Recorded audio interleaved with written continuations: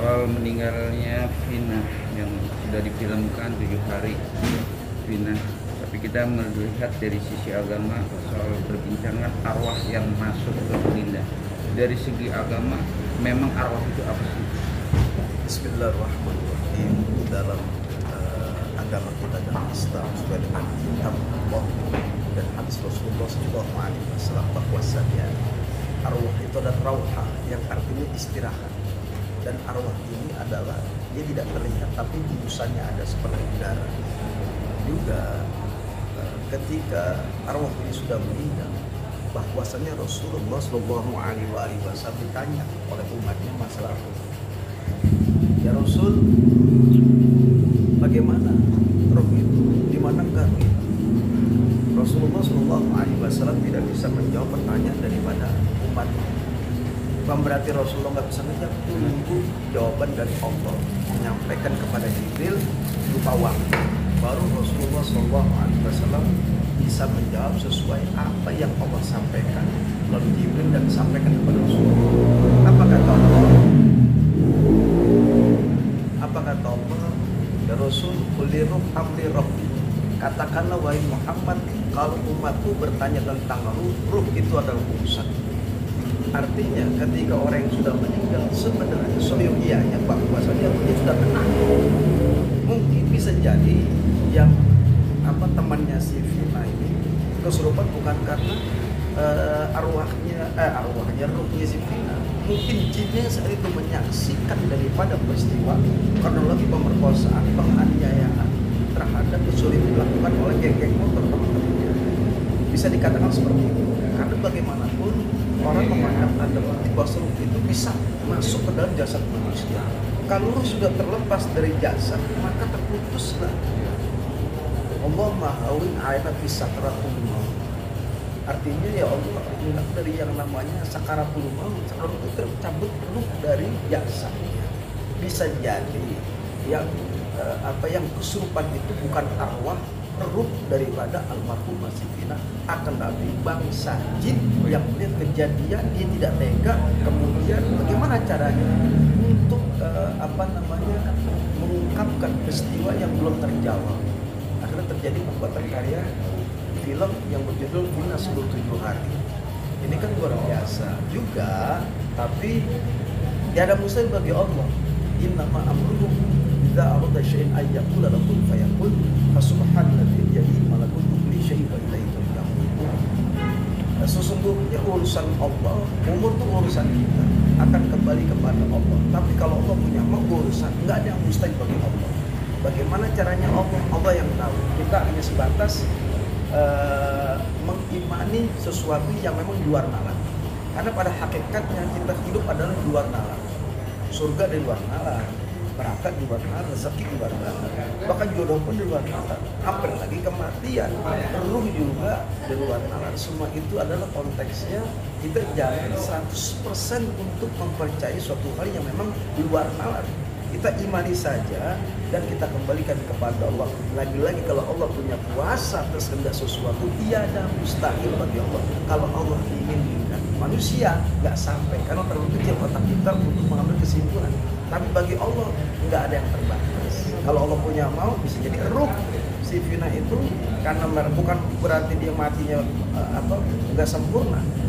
Katakanlah penasaran, dia memang ketika orang itu dizolimi, disakiti, kan rahmat Allah ini kepada siapa yang Allah akan berikan. Atas rahmat Allah bisa jadi kemungkinan dia menyampaikan sesuatu atas kejadian dilakukan sehingga para pelakunya belum tertangkap, melalui media seperti itu bisa terjawab siapa pelaku-pelakunya yang telah sadis menganiaya daripada almarhum. Bisa dikatakan ini secara meninggal tragis, dalam tanda kutip penasaran dong. Kalau penasaran, karena bagaimanapun orang yang meninggal itu sudah terputus.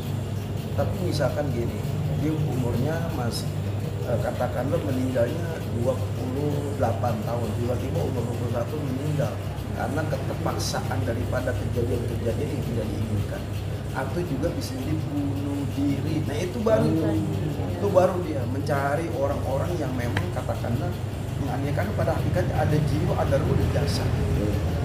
Ini banyak terjadi peristiwa-peristiwa ini didapat oleh cerita pada masyarakat, dan ini faktual terjadi. Bahkan saya sendiri pun mengobati daripada orang yang terkena kesurupan yang belum terungkap terungkap.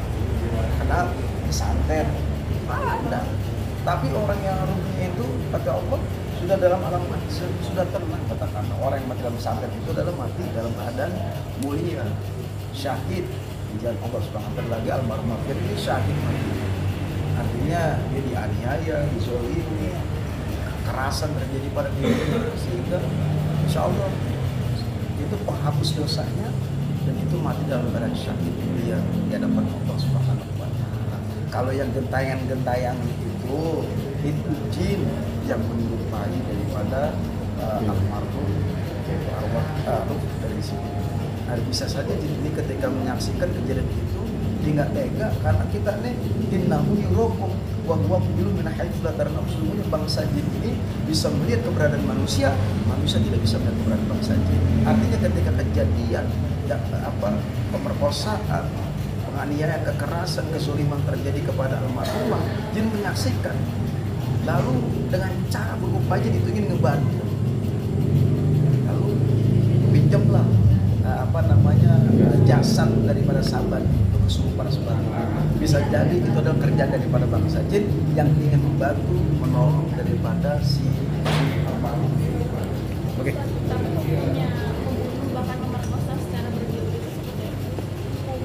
Hukumnya ya, orang zina itu dirasa. Kalau sekali dia hilaf itu bukan dikatakan zina.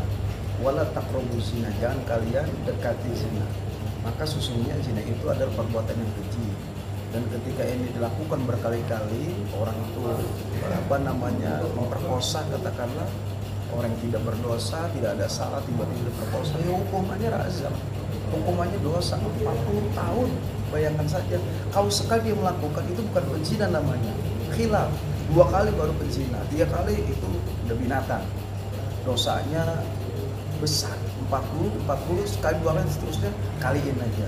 Apalagi geng-geng motor ini nih yang meresahkan daripada masyarakat yang terjadi di masyarakat ini. Perlunya adanya pihak dari kepolisian bertindak supaya ini jangan sampai kumpulan-kumpulan seperti ini, kalau kumpulannya negatif bisa membahayakan, karena bagaimanapun lingkungan dan pergaulan itu bisa mudarat dan manfaat.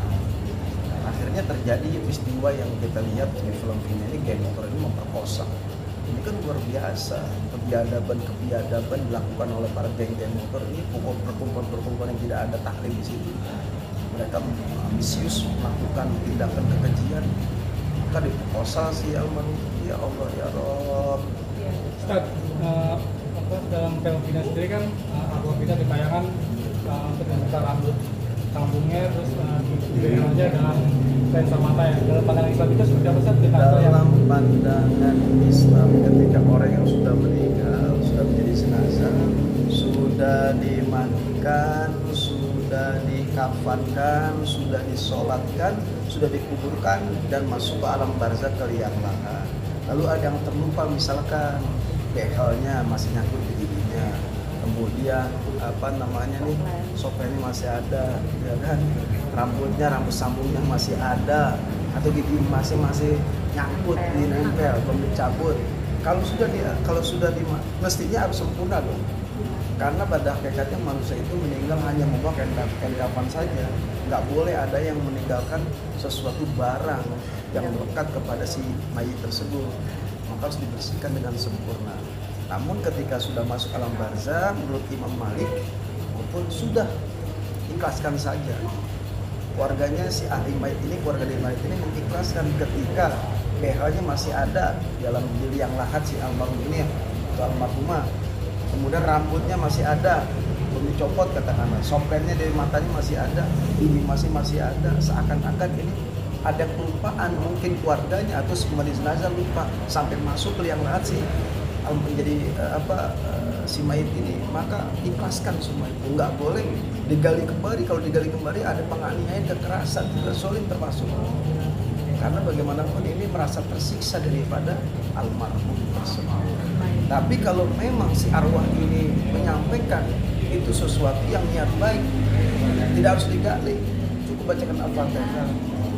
Iya dong, harus baca Al-Fatihah, karena kalau digali lagi kasihan almarhum ini dan yang lahat, mestinya tidak saja. Tapi karena memang mewakili daripada sebuah arwah, bukan arwah sih ya, yang kesurupan ini sangat akan meminta behelnya, kemudian rambut sambungnya itu soplennya yang melekat masih di mata agar dibuka.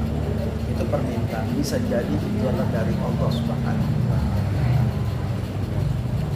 Pak Ustadz, kan bicara 7 hari, bicara 40 hari, ya kan? Dalam konteks arwah atau yang masih ada dalam posisi melihat kondisi rumah itu benar nggak sih Ustadz? Karena kan kalau menurut agama ada 7 hari selamatan dan 40 hari itu menurut agama benar emang masih lihat di rumah atau gimana? Ya artinya begini, selama 40 hari itu tidak ada hadis yang meriwayatkan si almarhum masih ada. Akan tetapi kita melihat, karena bagaimanapun arwah ruh ini sudah dalam barzah banyak pertanyaan. Contoh misalkan suatu peristiwa terjadinya sampai 7 hari. Ja'far bin Sidi ketika itu di medan perang kalah, terbunuhlah, maka diinformasikan Rasulullah kepada keluarganya apa kata Rasulullah, masak bagai keluarga daripada Ja'far, masak yang enak-enak, hibur keluarga daripada si Ja'far yang saat ini sudah wafat. Maka berbondong-bondong tuh pada zaman Rasulullah ada ganti onta, kurma, makan-makan yang enak, sehingga keluarga yang berduka cita ini merasa terhibur. Lalu 7 hari di sini kaitannya apa? Peristiwa Rasulullah SAW ketika seorang sudah dipendam yang lahat, baru dipendam kata Rasul, maka perbanyaklah sedekah atas nama daripada almarhum. Karena almarhum ini selama 7 hari berturut-turut banyak pertanyaan dahsyat yang hendaknya dia harus bisa menjawab daripada pertanyaan munkar dan nakir. Untuk meringankan daripada pertanyaan itu, maka keluarganya selama 7 hari suruh sedekah. Lewat apa? Lewat tahlilan. Kemudian ya diundang orang-orang miskin, orang susah, anak yatim, doa bersama di rumahnya selama 7 hari. Itu baik.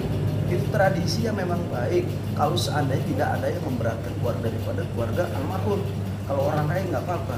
Demi supaya 7 hari ini ada pertanyaan-pertanyaan yang harus dijawab daripada orang yang masuk ke dalam kubur.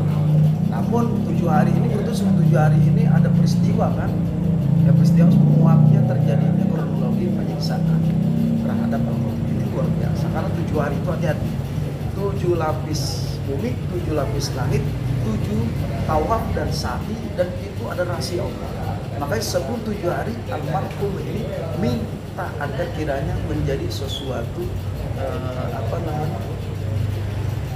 menjadi tabir, membuka kematiannya siapa sih itu bisa jadi karena kena dari Allah Subhanahu wa Ta'ala. Lagi-lagi kalau Allah sudah kun fayakun, tidak ada yang bisa menjawab, maka terjadilah peristiwa almarhum ini mungkin bisa jadi karena gerakan dari Allah Subhanahu wa Ta'ala, karena almarhum adalah mati keadaan mulia di hadapan Allah Subhanahu wa Ta'ala. Untuk Kak Karen sendiri, dengan arti kata Pak Ustadz mencerahkan dengan meninggal Vina, melihatnya bagaimana? Di sini dengan ungkapan yang dari Ustadz sendiri ya, banyak banget yang dapat kita pelajari di sini ya, karena sangat-sangat menyedihkan ya dengan beritanya Vina tadi ya. Otomatis saya sendiri sebagai kaum wanita sangat-sangat sedih, sangat-sangat kepukul, padahal saya penonton bukan yang menderita secara langsung ataupun korban itu ya. Jadi kita juga di sini pelajaran juga buat kita ke depannya, agar kita kelak nanti anak cucu kita, anak didik kita, segala sesuatunya, yuk yang namanya sesuatu yang merugikan orang lain, contohnya adalah geng motor, kenapa tidak kita meminimalis sesuatu yang namanya seperti itu gitu ya. Karena mungkin itu seperti itu tadi kata Ustadz ya, kun fayakun. Emang hukum di sini sangat-sangat luar biasa, sampai bisa ada beberapa pelaku tertangkap, walaupun ada 1-2 orang yang belum, tapi itu tadi kuasa Allah terungkap. Jadi jangan bermain-main yang namanya kejahatan. Hari ini kamu selamat, tahun depan, 2 tahun ke depan, tapi namanya kalau kata Allah kun fayakun, semuanya akan terungkap, pasti akan terungkap. Oke, siap. Terima kasih Pak Ustadz.